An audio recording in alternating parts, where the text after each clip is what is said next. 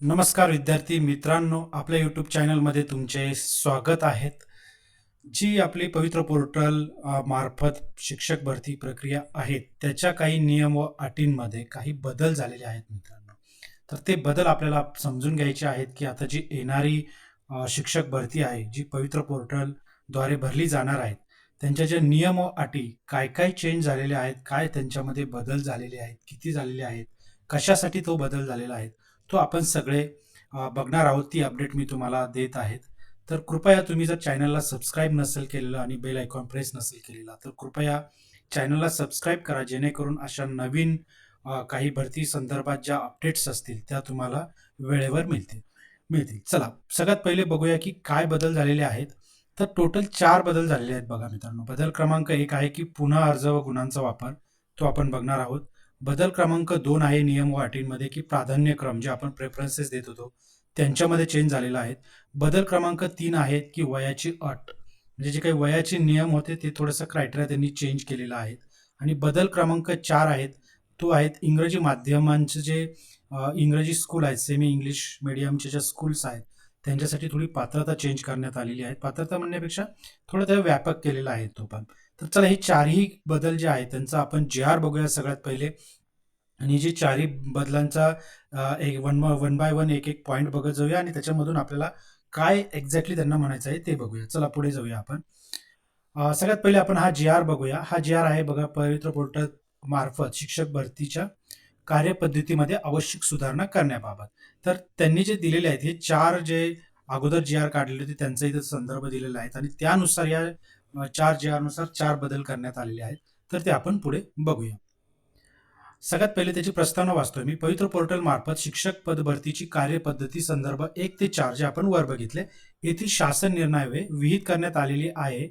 यातील बहुतांशी तरतुदी पद भरतीची प्रक्रिया अधिकाधिक सुलभ व पारदर्शक पद्धतीने पार पाडावी, हा त्यांचा हेतू आहे. हे जे काही चार बदल करण्यात आले आहेत त्यांचं जे काही टार्गेट काय आहे किंवा त्यांचं काय आहे की सुलभ व पारदर्शक पद्धतीने ही भरती प्रक्रिया पार पाडावी, या हेतूने हे सगळे चेंजेस करण्यात आलेले आहेत, बदल करण्यात आलेले आहेत. तर चला आपण डायरेक्ट बघूया. हे सगळं त्यांनी फक्त प्रस्तावना दिलेली आहे. तर शासन निर्णय बघूया. खालील तक्त्यात दर्शविण्यात आल्याप्रमाणे पवित्र पोर्टल मार्फत शिक्षक पद भरतीच्या कार्यपद्धतीशी संबंधित तरतुदी अधिक्रमित करण्यास व त्याऐवजी सुधारित तरतुदी लागू करण्यास शासनाची मान्यता प्रदान करण्यात आली आहे. तर काय सुधारणा केली ते बघूया. आता बघा, सगळ्यात पहिले जे आहेत ना, पहिला बदल काय केलाय, पहिली सुधारणा काय केली ती बघूया. इथे दिलेलं आहे बघा, कोणत्या निर्णयानुसार आता जी काही पद भरती होत होती तिच्यामध्ये काय नियम होता, त्याचा हा जी आर होता. तो नियम इथं दिलेला आहे आणि त्याच्यामध्ये जे सुधारित केलेला आहे, म्हणजे आता बदल होऊन जो काही नवीन नियम काय आलेला तो इथं दिलेला आहे मित्रांनो. तर पहिला बघूया आपण, अगोदर काय होतं आणि त्याच्यानंतर त्याच्यामध्ये काय चेंज केला तो बघूया. तर पहिलं होतं बघा, विविध टप्प्यांमध्ये जाहिराती येणार असल्याने उमेदवाराची एकदा निवड झाल्यानंतर असा उमेदवार पुन्हा नव्याने येणाऱ्या जाहिरातीनुसार त्याने अर्ज केल्यास निवडीसाठी निवडीसाठी एकदा निवड झाल्यानंतर असा उमेदवार पुन्हा येणाऱ्या जाहिरातीनुसार अर्ज केल्यास निवडीसाठी याच गुणवत्तेनुसार पूर्वी शिफारस झालेल्या गटापेक्षा वरच्या गटातील अर्हतेनुसार पदासाठी प्राप्त राहील. उमेदवारास पूर्वी निवड झालेल्या त्याच गटातील अर्ज करावा झाल्यास नव्याने चाचणी परीक्षा दिल्यानंतर गुणवत्तेनुसार पुन्हा त्याच गटासाठी पात्र धरण्यात येईल. असा हा आत्ताच जे म्हणजे एक्झिस्टिंग जे आहेत किंवा इथून मागच्या ज्या भरती झालेल्या आहेत त्यांच्यासाठीचा हा जी आर होता, त्यांच्यासाठीचा हा नियम होता. हा नियम थोडक्यात कसा होता मित्रांनो, सपोज एखाद्या विद्यार्थ्याने परीक्षा दिलेली असेल आणि तो एखाद्या गटासाठी आता पात्र झालेला असेल. सपोज असं समजूया की तो पहिली ते 5वी गटासाठी तो पात्र झालेला होता. त्याने इथं आता जॉब करायला सुरुवात केली आहे आणि त्याला काहीतरी त्या एक्झाम मध्ये काही मार्क्स पडलेले असतील, बरोबर, त्या एक्झामला काही मार्क पडलेले असतील. आता तेच मार्क घेऊन तो, आता त्याचं कसं होतं, टप्प्याटप्प्याने या जाहिराती निघायच्या, बरोबर. आता पहिल्या टप्प्यामध्ये त्याला सपोज त्यांनी पहिली ते 5वी मध्ये त्याला जॉब लागला असेल. जेव्हा सेकंड जाहिरात आली आहे, म्हणजे सेकंड टप्प्याची जाहिरात आली आहे, तेव्हा हाच विद्यार्थी किंवा हे शिक्षक काय करत होते, जे पहिली ते 5वीला पहिल्या टप्प्यात लागले होते, ते परत वरच्या गटासाठी, म्हणजे पुढचा जो गट असेल 7वी ते 7वी 8वी 9वी 10वी साठी किंवा 11वी 12वी साठी, त्याच्यासाठी परत त्याच जी एक अगोदर एक्झाम दिली होती त्याच मार्कांवरती पुढच्या टप्प्यामध्ये पुढची जी जाहिरात येत होती वरच्या गटामध्ये ते परत अप्लाय करायचे. मग त्याने काय व्हायचं विद्यार्थी मित्रांनो, इथं बघा नुकसान कसं व्हायचं की इथली ही जागा आहे ही त्यांनी ब्लॉक करून ठेवली आणि ते परत इथं अप्लाय करायला जात आहेत. तर काय होतं, इथं जर त्यांचं झालं तर मग ही जागा ही परत रिकामी होऊन जाणार. मग जे काही विद्यार्थी ज्यांचं अजून सिलेक्शनच झालेलं नाही, त्यांच्यासाठी ही पण जागा मिळत नव्हती आणि ही पण जागा मिळायची नाही. म्हणजे त्यांच्या दोन्ही पण जागा त्यांना चालल्या जायची. ज्यांची कमी मार्क्स असायचे त्यांना मग त्या दोन्ही पण जागा नाही मिळायच्या. तर त्यांनी आता हा नियम बदलला आहे. तर हा काय नियम बदलला आहे ते आपण बघूया. इथं हा जो इकडे साईडला दिला हा नवीन नियम आलाय. तो काय आहे तो आपण बघूया. बघा नवीन नियम मग त्याच्यानुसार काय आलं, उमेदवाराचे चालू चाचणी परीक्षेतील गुण मुलाखतीशिवाय व मुलाखतीसह या निवडीच्या प्रकारासाठी मिळून केवळ एक वेळ निवडीच्या शिफारसीसाठीच लागू राहतील. उमेदवारास निवड प्रक्रियेत पुन्हा सहभागी व्हायचे असल्यास त्यास नव्याने चाचणी परीक्षा द्यावी लागेल. आता असं करता येणार नाही. नवीन नियम काय आला, की बाबा चला तुम्हाला आता सपोज 140 मार्क पडले होते आणि तुम्ही खालच्या गटासाठी म्हणजे एक ते पहिलीसाठी सॉरी पहिली ते 5वी साठी तुम्ही पात्र झालात. तुम्हाला इथे जॉब लागलाय. तुम्हाला आता इथे मिळालाय. आता तुम्हाला अशी इच्छा झाली, की नाही बाबा मला वरच्या गटामध्ये जायचंय. मला आता 7वी ते 10वी पर्यंतच्या गटामध्ये जायचंय. 9वी 10वीच्या गटापर्यंत 11वी ते 12वीच्या गटामध्ये जायचं आहे. तर आता तुम्हाला त्याच 140 मार्कांवरती तुम्हाला पुढे किंवा इथं पात्रता मिळाली होती. याच्यावरती तुम्हाला पुढे जाता येणार नाही. तुम्हाला काय करायला लागेल? नव्याने परीक्षा द्यावी लागणार आहे. नव्याने परीक्षा द्या आणि जे मार्क्स पडतील त्याच्यानुसार तुम्ही आता या कॉम्पिटिशनमध्ये उतरा. असा हा जी-आरचा पहिला बदल केलेला आहे मित्रांनो. चला पुढचा काय बदल केलेला आहे तो बघूया. चला 2 नंबरचा बदल त्यांनी काय केला आहे, की इच्छुक व अर्हता प्राप्त उमेदवार जाहिरात प्रसिद्ध झाल्याच्या दिनांकापासून आपल्या अभियोग्यता व बुद्धिमत्ता चाचणीमध्ये म्हणजे टेटमध्ये पात्र गुणांसह पवित्र प्रणालीवर ऑनलाईन 7 दिवसाच्या आत अर्ज करतील. तसेच स्थानिक स्वराज्य संस्थांमधील खाजगी व शिक्षण संस्थांमधील शिक्षण सेवकांच्या रिक्त पदांसाठी स्वतंत्र प्राधान्यक्रम देतील. बरोबर. उमेदवार अर्जामध्ये प्रवर्ग विषय यांचा विचार करून प्राधान्यक्रम देऊ शकतील.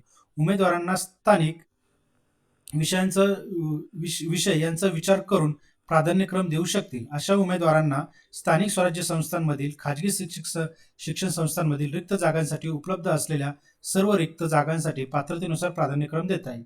इथे कसं होतं विद्यार्थी मित्रांनो, की तुम्हाला पाहिजे तेवढे प्राधान्यक्रम तुम्ही देऊ शकत होते. तुमचे मुलाखत असेल किंवा मुलाखत विदाऊट मुलाखत म्हणजे विथ इंटरव्ह्यू विदाऊट इंटरव्ह्यू असे तर तुम्ही वेगवेगळे प्राधान्यक्रम खूप सारे देऊ शकत होते. त्याच्यावरती काही लिमिट नव्हतं. पण आता इथं त्यांनी दुसरा जो बदल केलाय तो हा बदल केलाय.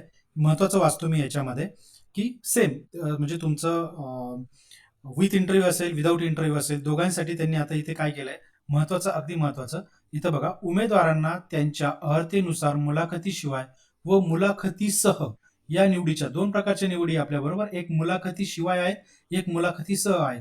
या दोन्ही प्रकारासाठी जाहिरातीतील पात्र असलेले सर्व प्राधान्यक्रम उपलब्ध होतील. तथापि म्हणजे सगळे प्राधान्यक्रम तर सगळे उपलब्ध होतील. म्हणजे तुम्हाला पोर्टलवरती जेव्हा ओपन होणार आहे तर तुम्हाला सगळे प्राधान्यक्रम हे दिसणार आहेत. पहिलेही तसेच दिसत होते, पण त्याच्यावरती पहिलं काही लिमिट नव्हतं. म्हणजे तुम्ही किती प्राधान्यक्रम देऊ शकत होते.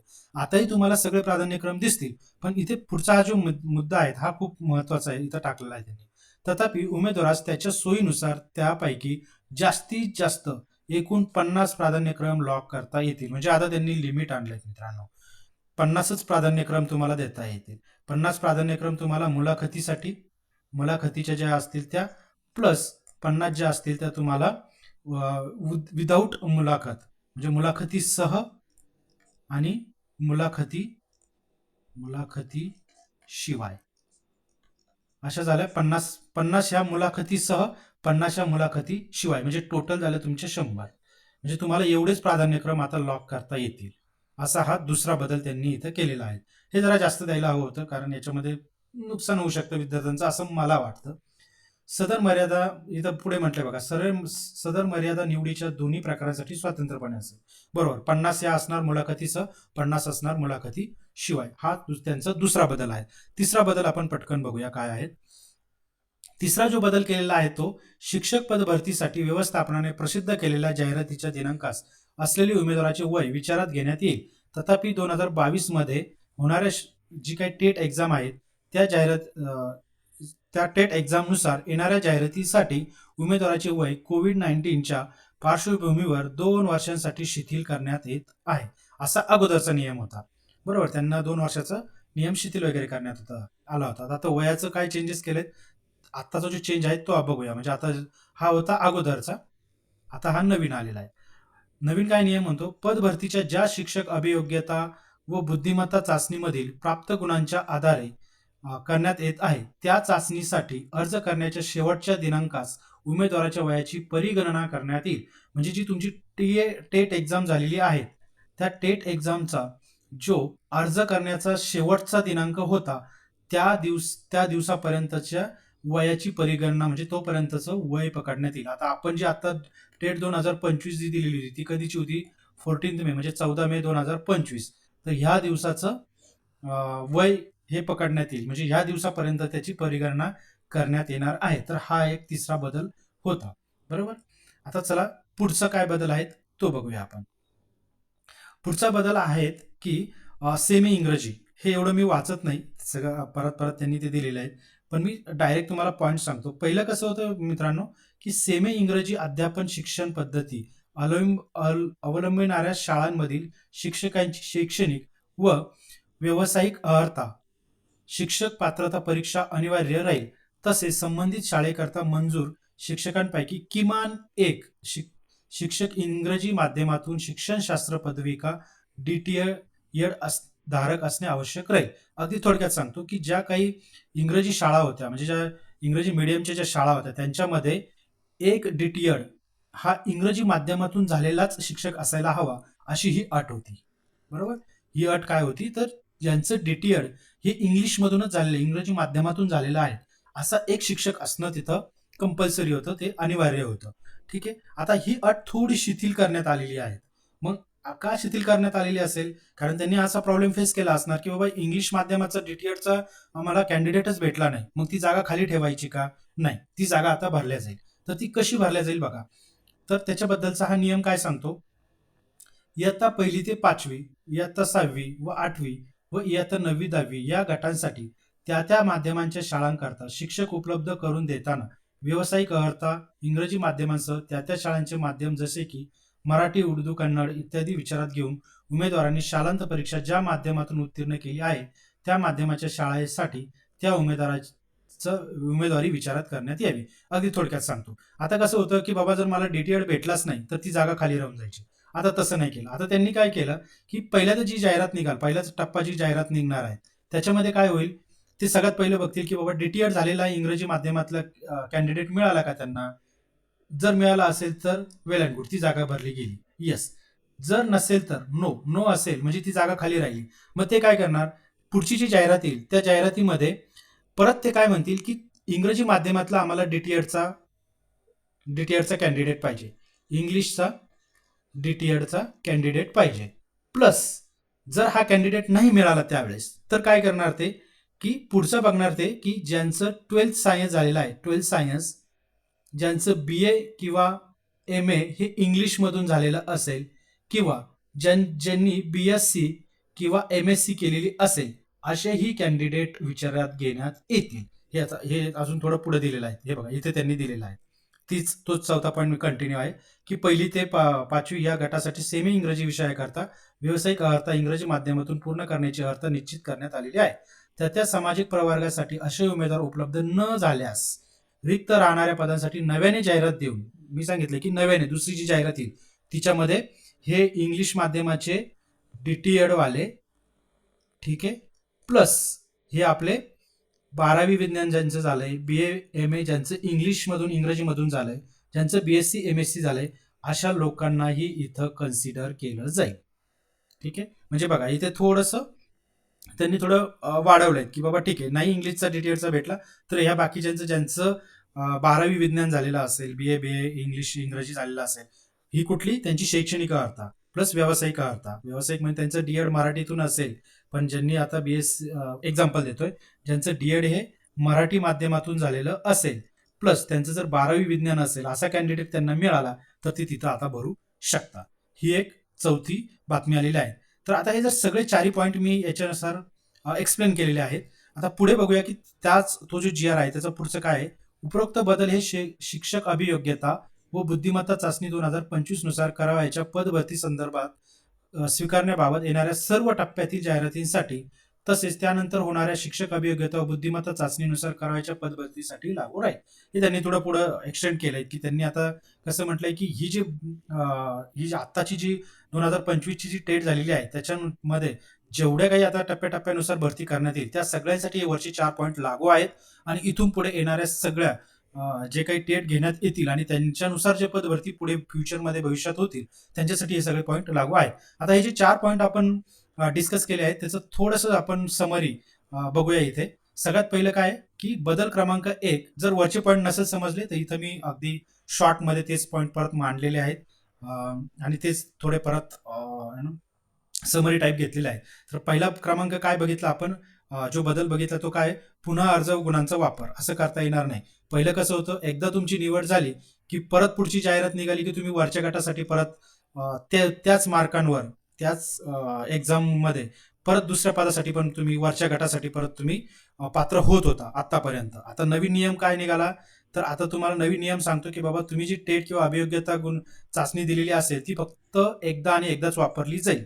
म्हणजे त्या अभियोग्यतेनुसार जर तुम्ही त्या टेटनुसार आता तुम्हाला नोकरी मिळालेली आहे तर आता तुम्ही तिथे तुमची ती टेटचं संपला विषय. तुम्हाला जर दुसऱ्या गटाला जायचं असेल, वरच्या गटाला जायचं असेल तर तुम्हाला परत चाचणी देणं म्हणजे टेट एक्झाम परत देणं बंधनकारक केलेलं आहे. ही होता आपला पहिला बदल. दुसरा बदल थोडक्यात बघूया काय आहे. प्राधान्य क्रमांकाविषयी आलेला आहे. पहिलं कसं होतं तुम्हाला, की विषय प्रवर्ग शाळेच्या प्रकारानुसार तुम्ही मल्टिपल प्राधान्य क्रमांक देऊ शकत होते, पाहिजे तेवढे देऊ शकत होते. पण आता काय निघालंय, की जास्तीत जास्त तुम्ही 50 देऊ शकतात. 50 कुठे, मुलाखत, विदाऊट मुलाखत, विथ मुलाखत असे तुमचे 50 आणि प्लस 50 म्हणजे अशा आता तुमचे 100 प्रेफरन्सेस होतील फक्त. म्हणजे तिथं त्यांनी लिमिट आणलेला आहे. हा दुसरा बदल झालेला आहे. तिसरा बदल काय झालेला आहे, की तुम्हाला हे कोविडमुळे 2 वर्ष सूट देत होते आणि वयाचं जे होतं ते अगोदर त्यांचा नियम वेगळा होता. पण आता जो नियम लावलाय तो काय, की जी तुमची टेटची जी जाहिरात निघाली आहे त्याचा शेवटचा जो दिनांक असेल त्या दिनांकानुसार तुमचं वयाची गणना केला जाईल. हा त्यांचा तिसरा बदल होता. आणि चौथा बदल काय होता, की जर तुमच्या इंग्रजी माध्यमात शाळांमध्ये जर तुम्हाला हवा जो कॅन्डिडेट नाहीच मिळाला त्यांना डीएड वाला, ज्यांचं इंग्रजी माध्यमातून झालेलं आहे म्हणजे जी व्यावसायिक अर्थ आपण म्हणतो ती जर त्यांची इंग्लिशमधून नसेल झालेले हे डीएड बीएड, तर पुढच्या जाहिरातीपासून ते काय करणार आहे, की ज्यांचं डीएड बीएड मराठीतून झालेलं आहे आणि त्यांनी 12वी सायन्स केलेलं असेल, एम ए इंग्लिशमधून केलेलं असेल, M A B A, BSc MSc इंग्लिशमधून झालेलं असेल, तर असे कॅन्डिडेट पण इथं आता पात्र होणार आहेत. म्हणजे बाकीच्या कॅन्डिडेटला पण इथं आता चान्स भेटणार आहेत, म्हणजे ते पद खाली राहणार नाही. तर असे हे 4 बदल मित्रांनो ह्या जी आर मध्ये आलेले आहेत. धन्यवाद विद्यार्थी मित्रांनो. इन्फॉर्मेशन तुम्हाला कशी वाटली? असेच जर नवनवीन अपडेट्स तुम्हाला लगेच हवे असतील तर कृपया आपल्या चॅनलला सबस्क्राईब करा आणि ही माहिती जास्तीत जास्त लोकांपर्यंत शेअर करा. धन्यवाद विद्यार्थी मित्रांनो.